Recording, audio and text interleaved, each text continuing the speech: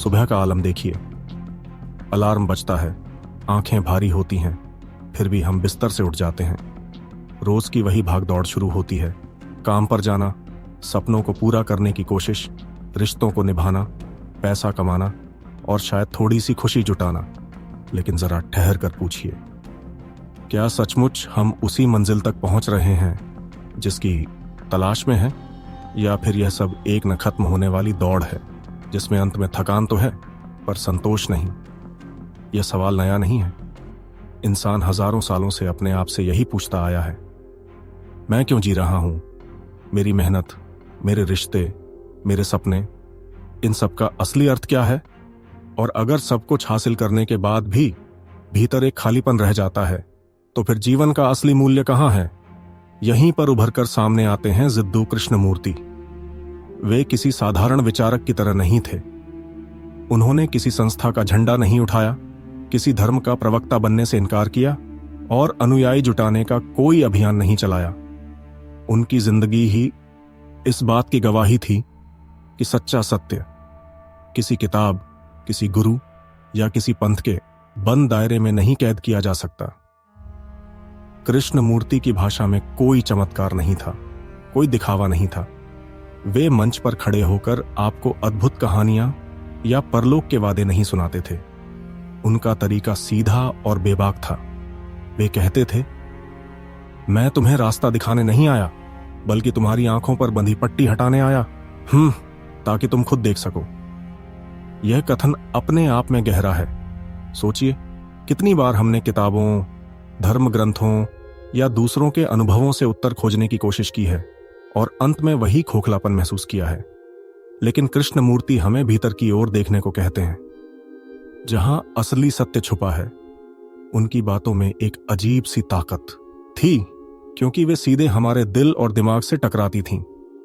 जब वे कहते कि खुशी को बाहर ढूंढना व्यर्थ है, तो यह किसी उपदेश जैसा नहीं लगता, बल्कि जैसे कोई आईना हमारे सामने रख दिया गया हो और हम अचानक देख पाते हैं कि हमारी दौड़, हमारी चाहतें, हमारी ललकें, सब किसी धुंधले सपने के पीछे भागना है। भारतीय परंपरा में अक्सर गुरु शिष्य संबंध की बात होती है। लोग मार्गदर्शन चाहते हैं, एक पथ प्रदर्शक की खोज में रहते हैं। लेकिन कृष्णमूर्ति ने इस परंपरा को ही चुनौती दी।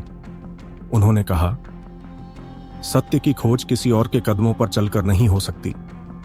यह विचार शायद असहज कर देता है, क्योंकि यह सारी जिम्मेदारी सीधे हम पर डाल देता है, लेकिन यही उनकी क्रांति थी। उन्होंने हमें आत्म जवाबदेही की ओर मोड़ा।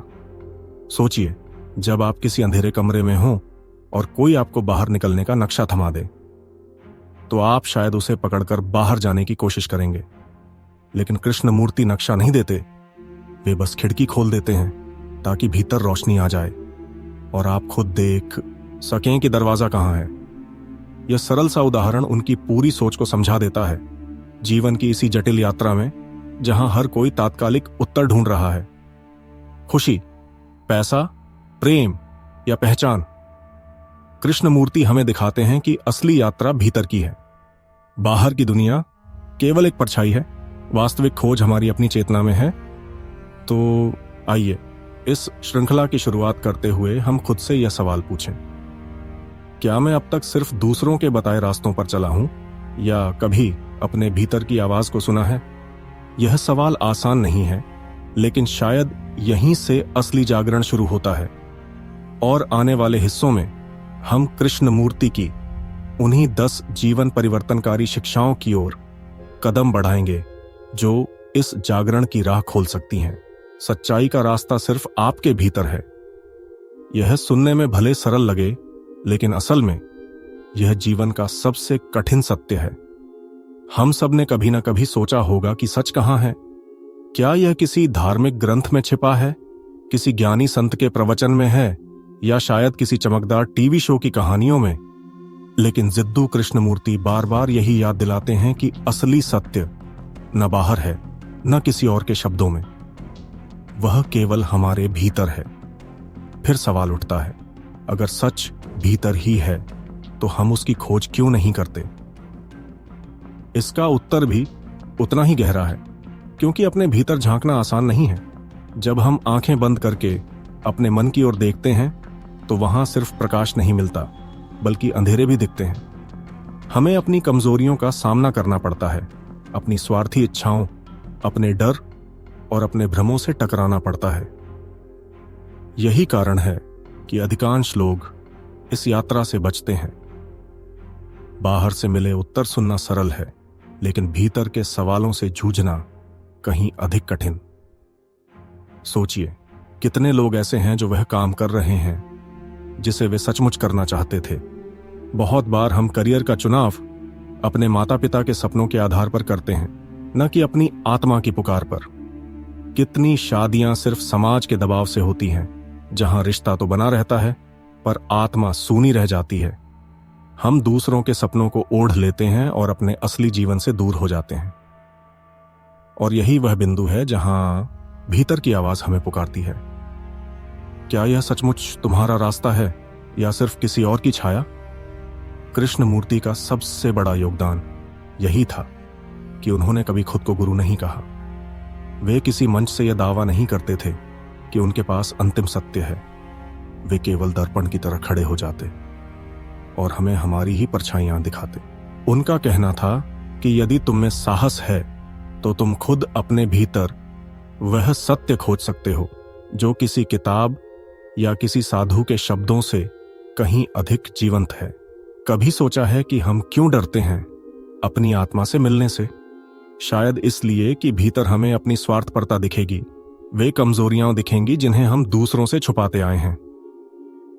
हमें यह स्वीकार करना कठिन लगता है कि हम कई बार दिखावे वाले रिश्ते निभा रहे हैं, झूठे सपनों का पीछा कर रहे हैं या फिर केवल दूसरों की अपेक्षाओं के अनुसार जी रहे हैं। लेकिन जब तक हम इस सच्चाई को स्वीकार नहीं करेंगे, तब तक शांति हमारे जीवन में नहीं आएगी। कृष्णमूर्ति हमें सीधे सवाल पूछते हैं, क्या तुम वही इंसान हो जो तुम दिखते हो? क्या तुम्हारा जीवन सचमुच तुम्हारा है या तुम किसी और की पटकथा निभा रहे हो? यह सवाल चुभते हैं क्योंकि वे हमें मजबूर करते हैं अपनी असलियत से सामना करने के लिए। लेकिन यही सामना, यही आत्म परीक्षण हमें उस गहराई तक ले जाता है जहां असली स्वतंत्रता छुपी है। जीवन का अर्थ बाहर खोजते खोजते हम थक चुके हैं। हम सोचते हैं कि शायद अगले पदोन्नति के बाद, अगले रिश्ते के बाद या अगले सुख सुविधा के बाद हमें सुकून मिलेगा। लेकिन सच्चाई यह है कि जब तक भीतर की खिड़कियां न खुलें, तब तक बाहर का सारा शोर हमें और खाली ही करता रहेगा। आत्मजांच ही वह चाबी है जो इस बंधन को खोल सकती है। और जब यह साहसिक यात्रा शुरू होती है, अपने भीतर की ओर देखने की यात्रा, तब धीरे धीरे एक गहरी शांति उतरती है। यह शांति किसी चमत्कार से नहीं आती, बल्कि इस सच्चाई से आती है कि अब हम दिखावा नहीं कर रहे, अब हम किसी और का जीवन नहीं जी रहे, अब हम वही हैं जो वास्तव में हैं। यही वह स्वतंत्रता है जो आत्म परीक्षण का उपहार है। यात्रा अभी शुरू हुई है। यह पहला सबक हमें केवल दरवाजे तक लाता है। अगले हिस्सों में हम देखेंगे कि कैसे कृष्णमूर्ति के विचार हमें और गहराई तक ले जाते हैं और हमारी चेतना के पर्दे हटाते हैं। डर, यह शब्द सुनते ही दिल में हल्की सी कंपन दौड़ जाती है, जैसे कोई अनजानी छाया हमारे पीछे खड़ी हो।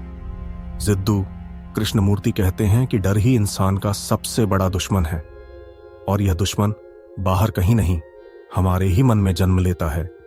सोचिए, हमारी जिंदगी के कितने फैसले डर से बंधे होते हैं। नौकरी करते हैं तो डर इस बात का कि कहीं सुरक्षा हाथ से ना निकल जाए। रिश्तों को पकड़कर रखते हैं तो डर इस बात का कि कहीं अकेले ना पड़ जाएं। समाज के नियम मानते हैं तो डर कि कहीं लोग हमें अस्वीकार ना कर दें। हमारी हर चाल, हर निर्णय के पीछे कहीं ना कहीं डर की छाया मौजूद होती है। लेकिन असली सवाल यह है, क्या यह डर सचमुच वास्तविक है या यह केवल हमारे दिमाग का खेल है? कृष्णमूर्ति बताते हैं कि डर बाहर से नहीं आता। डर कोई वास्तविक शेर नहीं है जो हमें नोच खा जाएगा। डर तो हमारे मन की बनाई परछाई है। एक कहानी कल्पना कीजिए। कोई आदमी घने जंगल से गुजर रहा है। अचानक उसे दूर पेड़ों की ओट में एक आकृति नजर आती है। धुंधले उजाले में उसे लगता है कि यह शेर है। उसका दिल जोर जोर से धड़कने लगता है, सांसें तेज हो जाती हैं और वह पसीने पसीने होकर भागने लगता है। लेकिन जब वह ठहर कर ध्यान से देखता है तो समझ आता है वह तो सिर्फ एक झाड़ी की परछाई थी, शेर कहीं था ही नहीं। डर ने उसे भागने पर मजबूर कर दिया, जबकि खतरा कभी मौजूद ही नहीं था। हमारी जिंदगी भी कुछ ऐसी ही है। हम अतीत की चोटों को ढोते हैं और भविष्य की चिंता में जीते हैं। कभी हमें चोट लगी थी, धोखा मिला था, असफलता का स्वाद चखा था, और वही स्मृतियां की भविष्य की आशंकाओं में बदल जाती हैं। हमें लगता है कि वही घटना फिर होगी, लेकिन अगर आप ध्यान दें तो पाएंगे कि डर हमेशा समय से जुड़ा होता है, या तो अतीत से या फिर भविष्य से। वर्तमान क्षण में डर का कोई अस्तित्व नहीं है। अभी इस पल में डर केवल कल्पना है। कृष्णमूर्ति की किताब ऑन फियर में यह गहराई से समझाया गया है। वे कहते हैं कि डर से लड़ना बेकार है, क्योंकि जिस चीज से हम लड़ते हैं उसे और ताकत मिलती है। डर को हराने की कोशिश करने के बजाय उसे पहचानना जरूरी है। जैसे आप शांत मन से देख रहे हो, हाँ, यह मेरा डर है, यह मेरे मन की उपज है। जब आप बिना भागे, बिना लड़े, सिर्फ जागरूक होकर देखते हैं तो डर अपने आप घुलने लगता है। जरा खुद से पूछिए, क्या आपकी नौकरी का चुनाव स्वतंत्र इच्छा से था या डर से? क्या आप उस रिश्ते में इसलिए हैं क्योंकि आप सच्चा जुड़ाव महसूस करते हैं, या इसलिए क्योंकि आप अकेले पड़ने से डरते हैं? क्या आपकी महत्वाकांक्षा सचमुच आपकी आत्मा की पुकार है, या समाज की नजरों में असफल दिखने का डर आपको आगे धकेल रहा है? ये सवाल असहज हैं, लेकिन इन्हीं सवालों से सच्चाई उजागर होती है। डर को समझना जीवन की सबसे बड़ी मुक्ति है, क्योंकि जब आप देख लेते हैं कि डर कोई असली शेर नहीं, केवल मन का खेल है, तो वह पकड़ खो देता है। वह आपको बांध नहीं पाता, और तब जीवन में पहली बार आप खुलकर सांस ले पाते हैं, बिना किसी छाया के, बिना किसी बंधन के। यह समझ आपको स्वतंत्र बनाती है। स्वतंत्रता का मतलब केवल बाहरी बंधनों से मुक्त होना नहीं है, बल्कि भीतर के डर की दीवारें तोड़ना है। और जब यह दीवारें गिरती हैं तो जीवन एकदम नया हो जाता है, हल्का, स्वाभाविक और पूर्ण। पिछले सबक में हमने सीखा था कि सच्चाई बाहर नहीं, हमारे भीतर है। अब यह दूसरा सबक हमें दिखाता है कि उस सच्चाई तक पहुंचने के रास्ते में सबसे बड़ी बाधा डर है, और जब यह बाधा टूटती है तो यात्रा और भी गहरी हो जाती है। अगले हिस्से में हम देखेंगे कि यह यात्रा हमें कहां ले जाती है और चेतना के और कौन से रहस्य खोलती है। हम सब अपने जीवन में कितनी बार यह सोचते हैं, कल से मैं बदल जाऊंगा, कल से नई शुरुआत करूंगा, कल से आदतें सुधार लूंगा। लेकिन सच यह है कि वह कल कभी आता ही नहीं। यह हमेशा एक छलावा बना रहता है, और हम कभी न कभी की उम्मीद में वर्तमान को गंवा देते हैं। जिद्दू कृष्णमूर्ति कहते हैं कि जीवन को सचमुच समझने के लिए हमें इस समय की मानसिकता को छोड़ना होगा।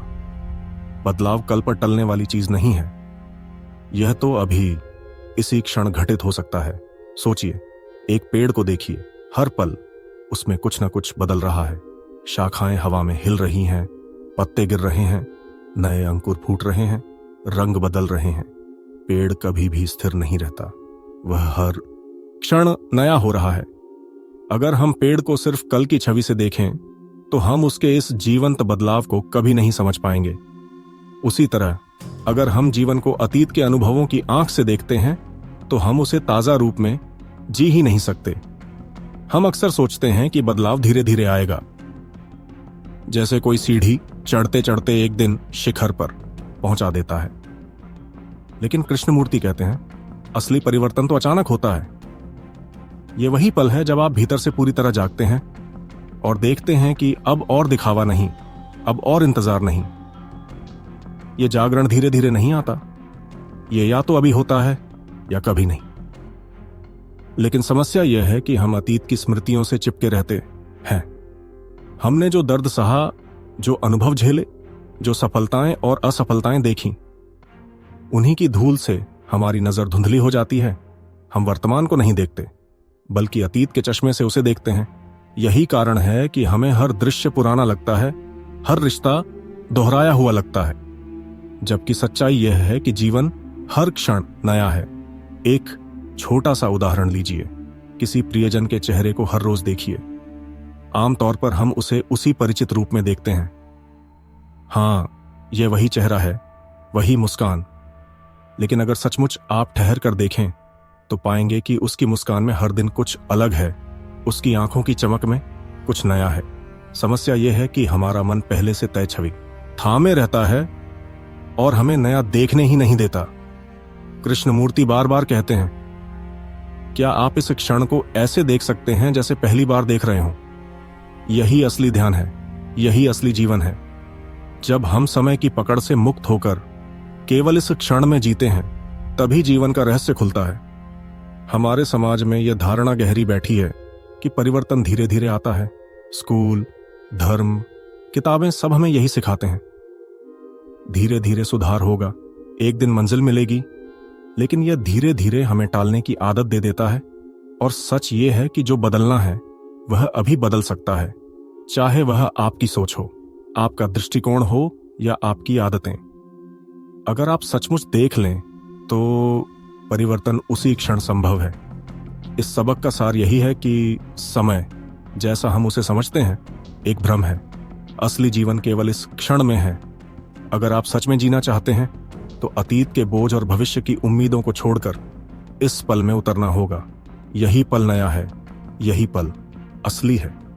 पिछले भाग में हमने देखा कि डर हमारी स्वतंत्रता का सबसे बड़ा दुश्मन है।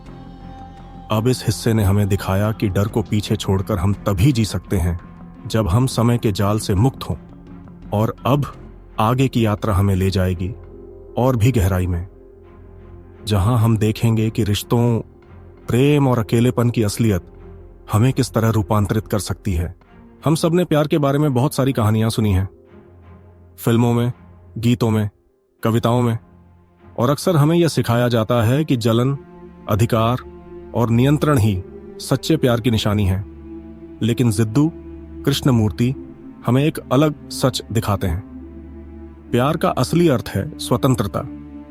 जहां बंधन हो, जहां डर हो, जहां उम्मीदों का बोझ हो, वहां प्यार केवल नाम का रह जाता है। कल्पना कीजिए, एक पति की कहानी।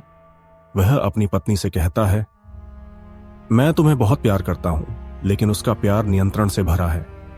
वह हर वक्त जानना चाहता है कि वह कहां है, किससे बात कर रही है, कब लौटेगी।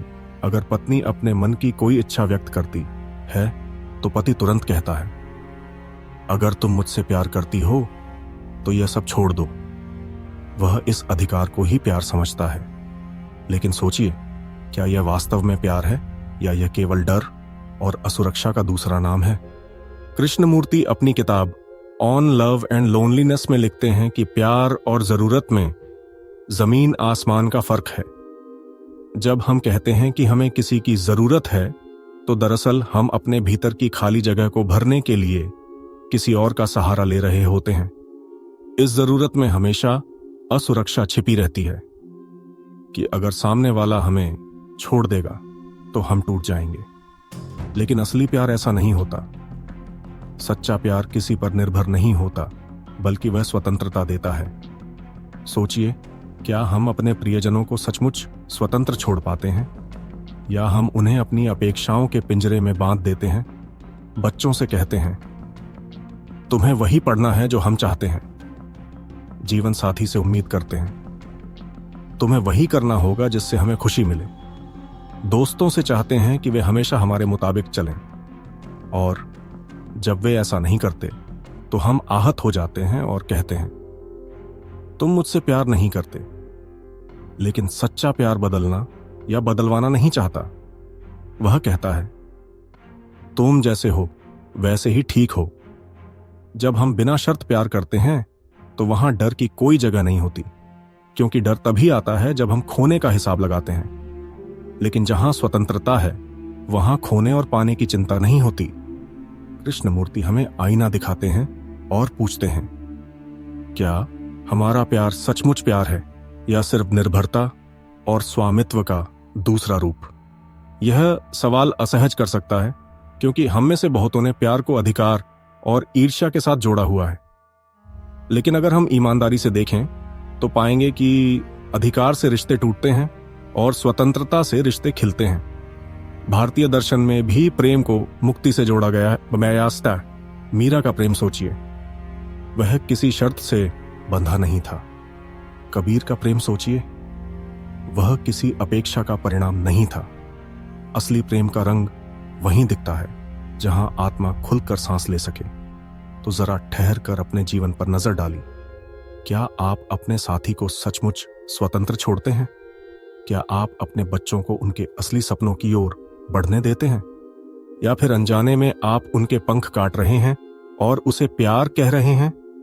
सच्चा प्रेम तब खिलता है जब हम अपने भीतर के डर को छोड़ देते हैं, जब हम सामने वाले को पकड़ने के बजाय उसे उड़ने देते हैं।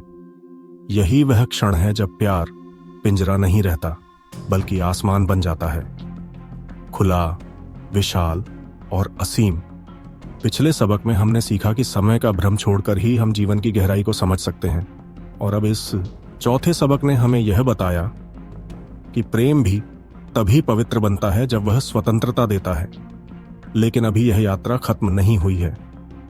अगले हिस्से में हम देखेंगे कि अकेलेपन और संबंधों की उलझनों में कृष्णमूर्ति हमें क्या सिखाते हैं। समाज की गुलामी छोड़ दो, यह सुनने में आसान लगता है, पर सचमुच इसे समझना और जीना जीवन का सबसे कठिन काम है। बचपन से ही हमें सिखाया जाता है कि अच्छा क्या है और बुरा क्या है, सही क्या है और गलत क्या है। लेकिन कभी आपने सोचा है कि ये परिभाषाएं सच में हमारी अपनी हैं या बस समाज की दी हुई जंजीरें हैं जिन्हें हम बिना सवाल किए ढोते चले आ रहे हैं? कृष्णमूर्ति कहते हैं, समाज हमें अदृश्य बंधनों में बांध देता है। हम मानते हैं कि हम स्वतंत्र हैं, पर असल में हर विचार, हर निर्णय, हर चुनाव पर समाज की छाप होती है। जैसे स्कूल में एक बच्चा मास्टर से पूछता है, सर अच्छा इंसान कैसे बनूं? सुनने में यह प्रश्न मासूम लगता है, लेकिन इसके पीछे छिपी सच्चाई गहरी है। बच्चा यह नहीं पूछ रहा कि सच्चाई क्या है या जीवन को कैसे समझा जाए। वह पूछ रहा है कि समाज की नजर में अच्छा कैसे दिखूं। यही तो है प्रोग्रामिंग, हमें ऐसा ढालना कि हम व्यवस्था के हिसाब से फिट बैठ जाएं। समाज की परिभाषाएं पुरानी अनुभवों और डर पर टिकी होती हैं। वह चाहता है स्थिरता, नियंत्रण और पूर्वानुमान, लेकिन जीवन कभी स्थिर नहीं रहता। यह नदी की तरह बहता है, हर पल बदलता है। समाज हमें स्थिरता के नाम पर रोकता है और हम मान लेते हैं कि यही सुरक्षा है। लेकिन सोचिए, जब नदी रुक जाती है तो उसमें बदबू आने लगती है, जीवन मरने लगता है। वैसा ही हाल हमारी आत्मा का होता है जब हम समाज के बनाए नियमों में खुद को कैद कर लेते हैं। कितनी बार आपने कोई फैसला सिर्फ इस डर से लिया है कि लोग क्या कहेंगे? एक, आपने करियर चुना, शादी की, कपड़े पहने या कोई सपना छोड़ा, सिर्फ इसलिए कि कहीं समाज की उंगली न उठ जाए। ये डर ही असली गुलामी है। हमें लगता है हम स्वतंत्र हैं, पर असल में हम दूसरों की उम्मीदों की कठपुतली बन गए हैं। सच तो यह है कि स्वतंत्रता बाहर से नहीं मिलती, यह भीतर से जन्म लेती है। और यह तभी संभव है जब हम साहस जुटाए सवाल करने का, जब हम यह देखने लगें कि हमारी पसंद सच में हमारी है या किसी और की दी हुई, जब हम डर की जगह समझ से जीने लगें। समाज कहेगा कि यह गलत है, यह बगावत है। लेकिन क्या बगावत करना गलत है अगर वह हमें सच्चाई तक ले जाए? कृष्णमूर्ति की किताब फ्रीडम फ्रॉम द नोन यही सिखाती है। जो कुछ हमें मालूम है वह अक्सर समाज की परछाई है। असली स्वतंत्रता उस परछाई से बाहर कदम रखने में है। इसका मतलब यह नहीं कि हमें समाज से युद्ध करना है, बल्कि यह समझना है कि समाज हमारी सच्ची पहचान तय नहीं कर सकता। हमें यह साहस चाहिए कि हम अकेले भी खड़े रहें, भले पूरी दुनिया असहमत हो, क्योंकि स्वतंत्रता कोई आरामदायक बिस्तर नहीं, यह तो आग की राह है। लेकिन इसी आग में जलकर इंसान नया जन्म लेता है। और जब हम समाज की गुलामी से बाहर आते हैं, तभी हम सचमुच जीना शुरू करते हैं, बिना नकली मुखौटों के, बिना डर के, अपनी पूरी मौलिकता के साथ। तो सवाल यही है, क्या आप वह हिम्मत रखते हैं कि अपनी जिंदगी अपने ढंग से जीं? या आप वही पुराने सांचे दोहराएंगे जिनमें लाखों लोग फंसे हुए हैं? याद रखिए, समझ से जन्मी स्वतंत्रता ही असली आजादी है। और शायद अगले पाठ में हम इस आजादी को और गहराई से समझेंगे। ध्यान सिर्फ चुपचाप आंखें बंद करके बैठना नहीं है। अगर ऐसा होता तो शायद दुनिया का हर साधक मुक्त हो चुका होता। लेकिन सच्चाई यह है कि ध्यान किसी विशेष आसन, किसी मंत्र या किसी निर्धारित समय का नाम नहीं है। यह जीवन का तरीका है, जीवन जीने की कला है। अक्सर हम सोचते हैं कि ध्यान का मतलब है विचारों को रोकना, दिमाग को बिल्कुल खाली कर देना। लेकिन क्या नदी कभी अपने बहाव को रोकती है? क्या वह अपने पानी से कहती है, बस अब और मत बहो? नहीं, नदी बहती है क्योंकि उसका स्वभाव बहना है। ठीक वैसे ही हमारे विचारों और भावनाओं का स्वभाव है आना जाना। ध्यान का अर्थ है उन्हें बहने देना, बिना रोक टोक, बिना पकड़ने की कोशिश, बिना भागने की कोशिश। कल्पना कीजिए कि आप नदी के किनारे बैठे हैं, पानी आपके सामने बह रहा है। आप उसे रोकने की कोशिश नहीं करते, आप बस देखते हैं। कभी लहरें तेज होती हैं, कभी धीमी, कभी सतह पर चमक होती है, कभी अंधेरा, लेकिन आप गवाह बने रहते हैं। यही ध्यान है, अपने भीतर उठती हर भावना, हर विचार को बस देखना। हमारे भीतर जब गुस्सा आता है, हम उसे दबाने की कोशिश करते हैं या उसका गुलाम बन जाते हैं। जब खुशी आती है, हम उसे पकड़े रखना चाहते हैं। लेकिन दोनों ही स्थिति में हम बहाव को रोक रहे होते हैं। ध्यान हमें सिखाता है कि न तो दबाओ, न पकड़ो, बस देखो। जब आप देखते हैं तो भीतर का बोझ हल्का होने लगता है और धीरे धीरे आप समझने लगते हैं कि आप विचारों या भावनाओं से अलग हैं। आप तो केवल गवाह हैं।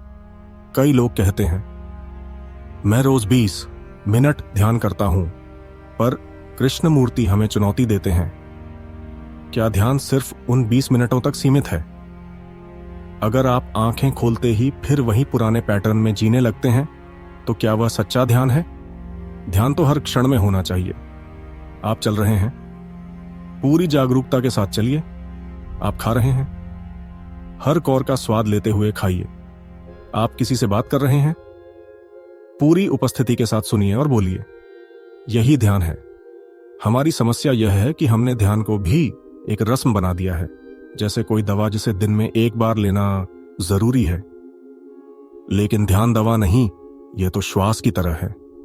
श्वास को आप किसी समय सारणी में बांध सकते हैं क्या? वह तो हर पल चलती है। उसी तरह ध्यान भी हर पल होना चाहिए। ध्यान का असली सौंदर्य उसकी सादगी में है। इसमें कोई जटिलता नहीं, न कोई पंडित चाहिए, न कोई विधि, न कोई ग्रंथ, बस आपके भीतर की जागरूकता। जब आप पूरे होश के साथ वर्तमान में जीने लगते हैं, तभी आप ध्यान में हैं। और यही ध्यान धीरे धीरे जीवन को बदल देता है। आप पाएंगे कि डर कम होने लगा है, क्रोध कम होने लगा है और भीतर से एक शांति जन्म ले रही है, जो बाहर की परिस्थितियों पर निर्भर नहीं करती। ध्यान का मतलब है जीवन को वैसा ही देखना जैसा वह है, बिना सजावट, बिना विकृति। और जब आप ऐसा करते हैं तो जीवन स्वयं आपको अपने रहस्य खोल देता है। अब सवाल यह है, क्या आप ध्यान को एक आदत मानेंगे या उसे जीवन का स्वभाव बनने देंगे? अगले पाठ में शायद हम इसी रहस्य को और गहराई से समझेंगे। हम सबने शिक्षा के बारे में सुना है, डिग्रियां हासिल की हैं, अंकों की दौड़ में भाग लिया है। लेकिन क्या कभी रुककर सोचा है, शिक्षा का असली मतलब क्या है? क्या यह सिर्फ अच्छे नंबर लाना, अच्छी नौकरी पाना और समाज में सम्मान अर्जित करना है? या यह कुछ और गहरा है, कुछ ऐसा जो हमारी आत्मा को छूता है? कृष्णमूर्ति कहते हैं कि शिक्षा का अर्थ है खुद को जानना। लेकिन आज हम जिस शिक्षा को मान बैठे हैं, वह हमें बाहर की दुनिया के बारे में तो बहुत कुछ सिखाती है, पर भीतर की दुनिया के बारे में कुछ नहीं बताती। हमें गणित, विज्ञान, इतिहास सब पढ़ाया जाता है, पर क्या हमें कभी यह सिखाया गया है कि डर को कैसे समझें, ईर्ष्या से कैसे निपटें, या सच्ची खुशी कहां से आती है? एक कहानी है एक बेहद मेधावी छात्र की। उसके पास उच्च डिग्रियां थीं, हर परीक्षा में अव्वल आता था और सब उसे एक आदर्श मानते थे। लेकिन एक दिन किसी ने उससे पूछा, क्या तुम खुश हो? और वह चुप हो गया। उसके पास ज्ञान के ढेरों उत्तर थे, पर अपने ही दिल का जवाब उसके पास नहीं था। यह है हमारी शिक्षा की सबसे बड़ी त्रासदी। हम बाहर की दुनिया जीत लेते हैं, पर भीतर की दुनिया में हार जाते हैं। आज लाखों युवा किताबों के पन्नों से तो भर जाते हैं, पर अपने ही मन से खाली रहते हैं। वे जानते हैं कि विज्ञान के नियम क्या कहते हैं, पर यह नहीं जानते कि उनका गुस्सा क्यों फूट पड़ता है। वे समझते हैं कि आर्थिक सफलता कैसे हासिल करनी है, पर यह नहीं समझते कि उनकी बेचैनी कहां से जन्म ले रही है। ऐसे युवा समाज में मशीनों की तरह काम करते हैं। योग्य तो होते हैं, पर खोए हुए। कृष्णमूर्ति अपनी किताब education and the significance of life में लिखते हैं कि शिक्षा का उद्देश्य सिर्फ किसी पेशे के लिए तैयार करना नहीं होना चाहिए, बल्कि जीवन को समझने में मदद करना भी होना चाहिए। अगर शिक्षा हमें केवल कमाने का साधन देती है, पर जीने का ज्ञान नहीं देती, तो वह अधूरी है। सोचिए, अगर बच्चे को केवल यही सिखाया जाए कि अच्छे अंक लाना जरूरी है, तो क्या होगा? वह हर निर्णय डर से लेगा। अगर मैं असफल हो गया तो लोग क्या कहेंगे? वह अपनी तुलना दूसरों से करेगा और जीवन भर प्रतिस्पर्धा की दौड़ में घिसता रहेगा। लेकिन अगर उसे यह भी सिखाया जाए कि अपने भावनाओं को समझना है, अपने डर और इच्छाओं को पहचानना है, तो शायद वह संतुलित और स्वतंत्र इंसान बनेगा। सच्ची शिक्षा वही है जो भीतर और बाहर दोनों को जोड़ती है। एक ओर किताबों का ज्ञान, दूसरी ओर आत्मा की समझ। बिना इस संतुलन के हम ऐसे समाज का निर्माण करते हैं जहां बुद्धिमान लोग हैं, पर बुद्धि का सही उपयोग नहीं, जहां डिग्रियां तो हैं, पर जीवन का अर्थ खो गया है। अब सवाल यह है, क्या हम अपने बच्चों को सिर्फ नौकरी के लिए तैयार करना चाहते हैं या जीवन के लिए?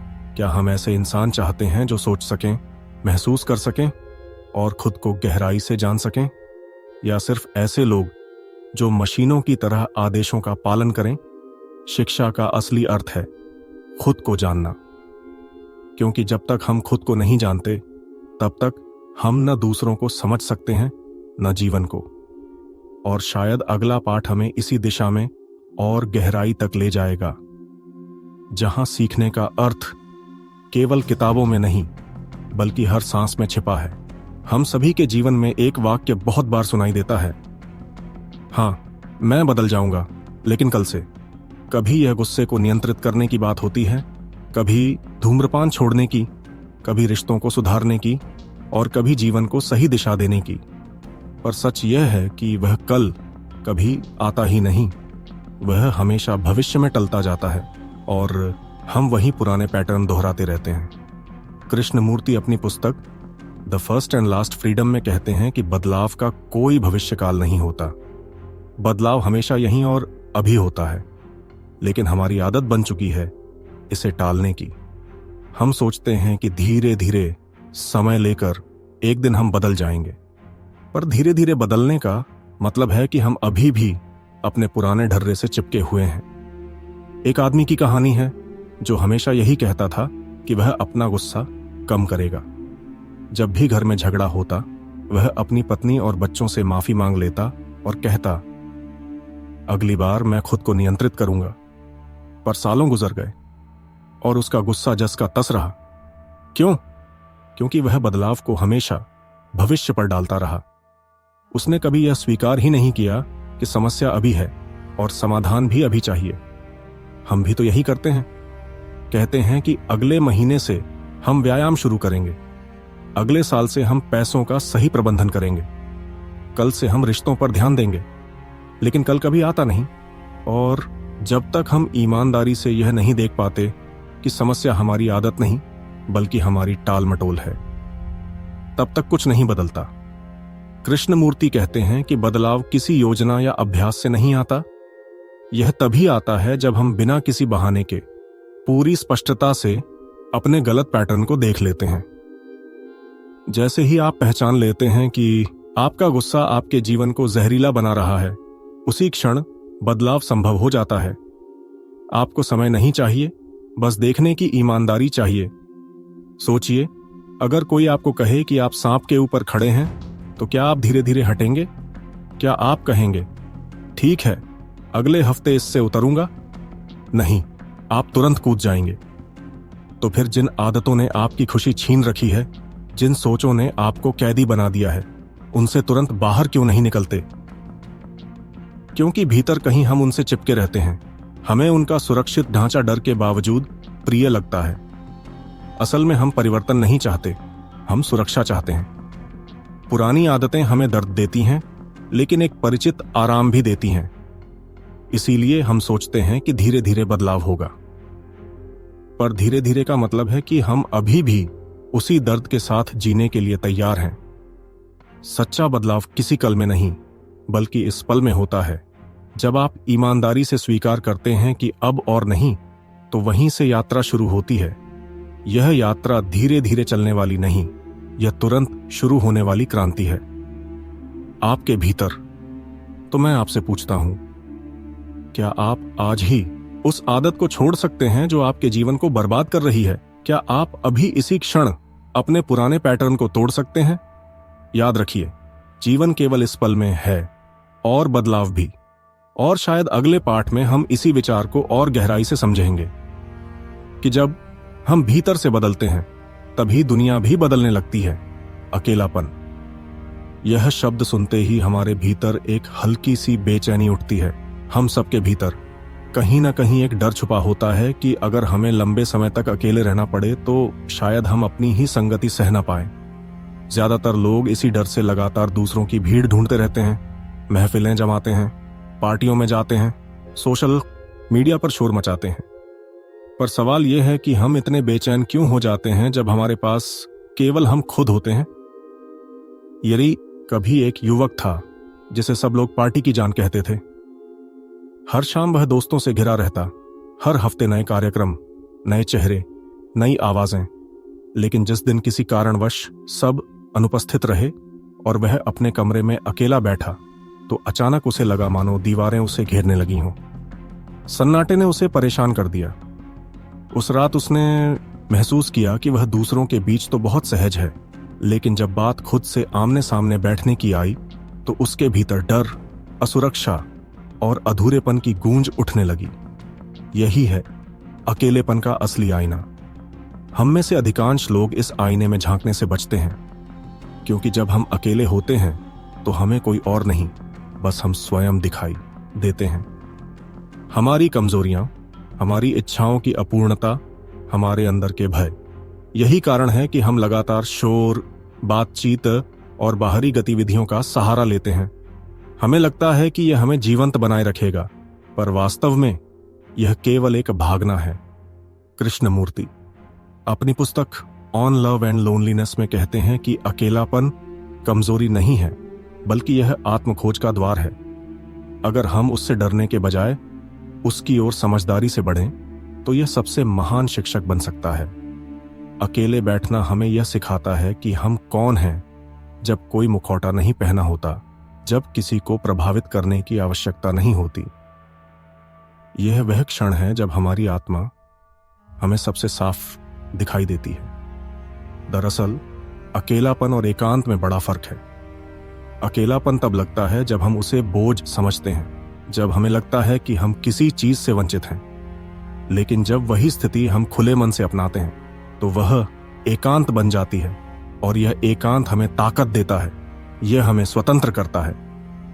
दूसरों की स्वीकृति, उनके ध्यान या उनके सहारे पर निर्भर हुए बिना जीने की क्षमता देता है। सोचिए, क्या कोई संगीतकार तभी अच्छा रच सकता है जब उसके चारों ओर भीड़ हो?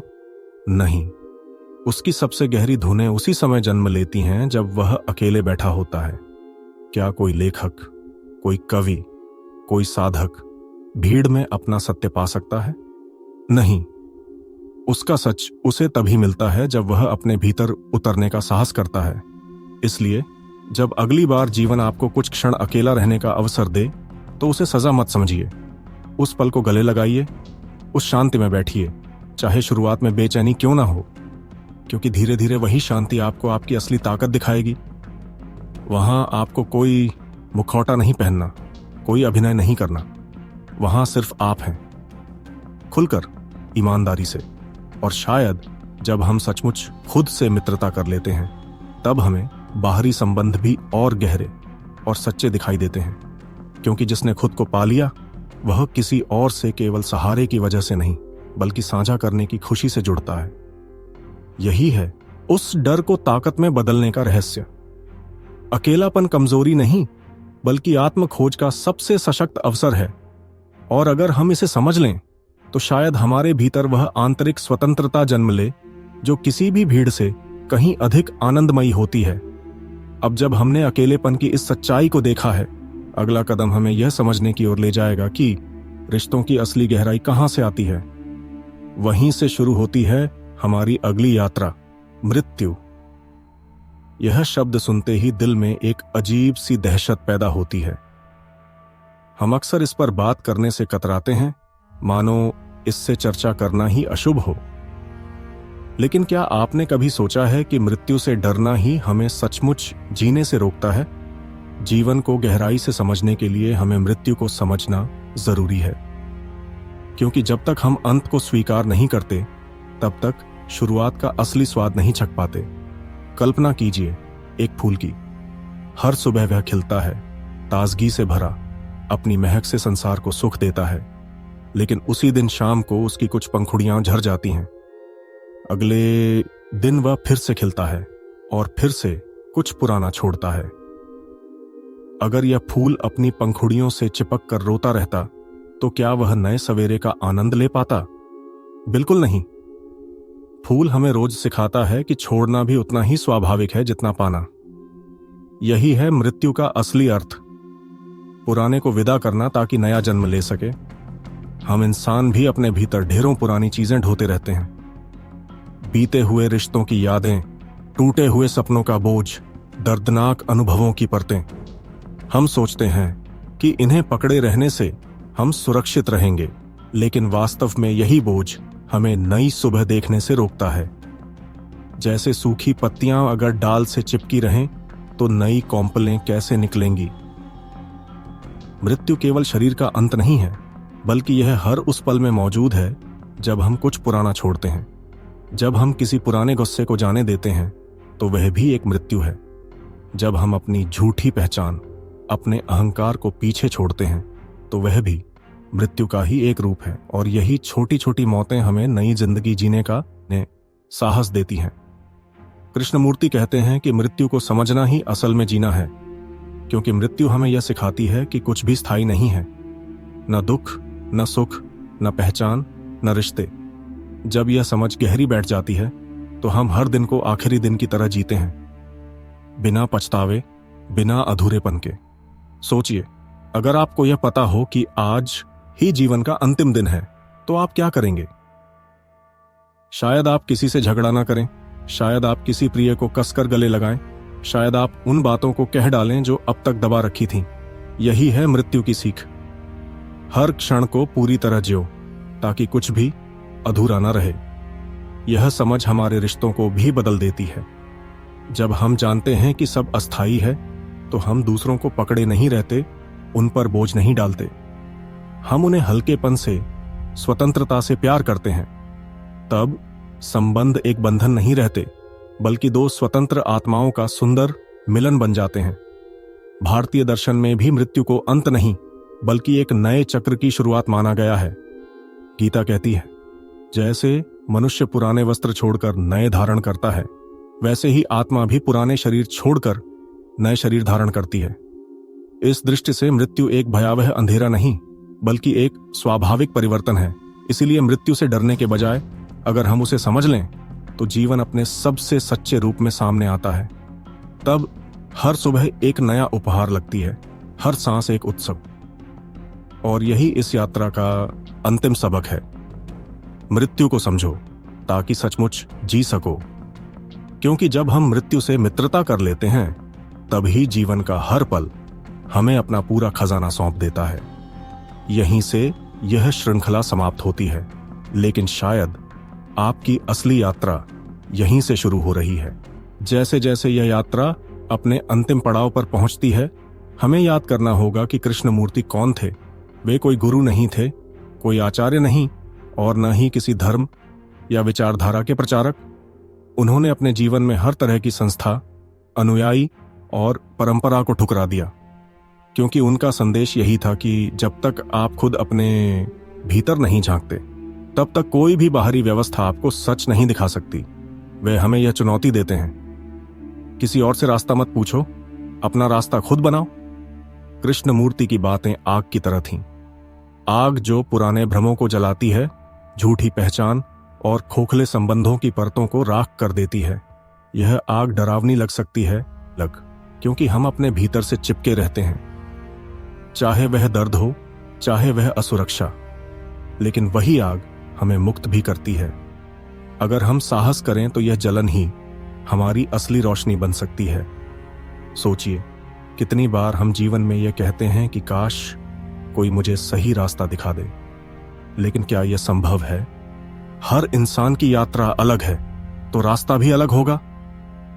जो आपके भीतर सत्य है वही आपका मार्ग है, और यह तभी मिलेगा जब आप अपने मन से ईमानदार सवाल पूछेंगे, जब आप ठहरेंगे और सचमुच खुद से कहेंगे, मैं क्या चाहता हूं, मैं किससे भाग रहा हूं, मैं कौन हूं। यहां एक गहरी सच्चाई छिपी है। बदलाव का निमंत्रण अभी है, यही है। यह वीडियो या यह श्रृंखला सिर्फ जानकारी देने के लिए नहीं थी, यह आपको एक दर्पण देने के लिए थी, ताकि आप खुद को देख सकें। अब सवाल है, आप इस दर्पण में झांकने का साहस करेंगे या नहीं? जीवन को बदलने के लिए किसी लंबी योजना की जरूरत नहीं। धीरे धीरे हम अपने बोझ छोड़ सकते हैं। वे रिश्ते जो नकली हैं, वे आदतें जो हमें खा रही हैं, वे पहचानें जो सच नहीं हैं। और जैसे ही हम इन्हें उतारना शुरू करते हैं, हल्कापन लौट आता है। यह हल्कापन ही असली स्वतंत्रता है। लेकिन अब यह निर्णय आपका है। आप चाहे तो इसी आदतों से भरी जिंदगी में लौट जाए जैसे हर दिन जीते आए हैं, या फिर आप अभी ठहर कर ईमानदारी से खुद से पूछें, इन 10 सबकों में कौन सा मेरे दिल को सबसे ज्यादा छू गया? कौन सी सीख मुझे तुरंत बदलने का निमंत्रण दे रही है? याद रखिए, किसी और के बताए रास्ते पर चलना आसान है, लेकिन वहीं ठहराव है। असली साहस है अपने भीतर की खामोशी सुनना और उसी से अपना रास्ता निकालना। कृष्णमूर्ति का यही अंतिम उपहार है, आपकी स्वतंत्रता, आपकी जिम्मेदारी। तो चलिए आज से शुरुआत करते हैं। इस श्रृंखला का अंत वास्तव में आपके जीवन की एक नई शुरुआत एक हो सकता है। और अगर यह यात्रा आपके भीतर कुछ छू पाई है तो हमारे साथ जुड़े रहिए। आने वाले समय में हम और भी गहराई से उन विचारों को खोजेंगे जो हमें भीतर से झकझोरते हैं और बदलने का साहस देते हैं।